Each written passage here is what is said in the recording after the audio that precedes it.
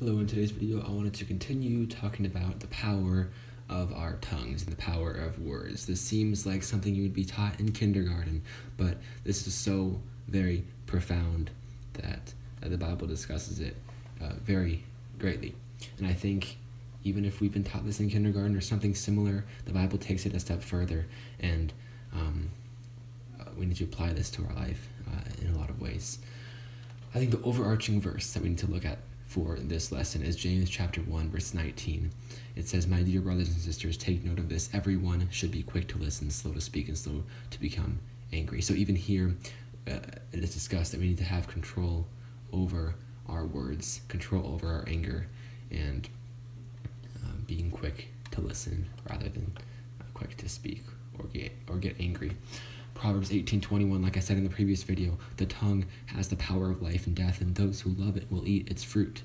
So there's power in words, there's power in our tongues, and we must be careful. We must have a tight rein on our tongues whenever we speak, because there is great effect that can take place from what comes out of our mouths.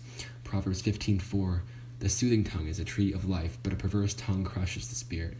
So there are two pathways here that are outlined. We can use our tongue for good or for evil.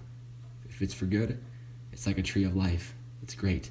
But for evil, it can crush the spirit. Ephesians 4:29, do not let any unwholesome talk come out of your mouth, but only what is helpful for building others up according to their needs, that it may benefit those who listen. So constructive things, not unwholesome things. And then Proverbs 17:27 and 28. The one who has knowledge uses words with restraint, and whoever has understanding is even-tempered. Even fools are thought wise if they keep silent, and discerning if they hold their tongues. Even fools are thought to be wise if they hold a tight rein on their tongues. So I think I just read from five groups of verses right there that all deal with the power of our tongue and how we should use it for good rather than for evil. Again, this seems like a kindergarten lesson, but every person on planet Earth struggles with this. So if it was so elementary, then why is it such a big deal?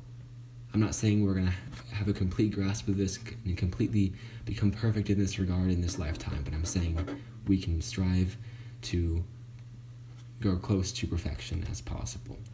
And with God's help, that is possible on this earth. So let's hold a tight rein on our tongue, understanding the power that our tongues have, that the tongue has the power of life and death.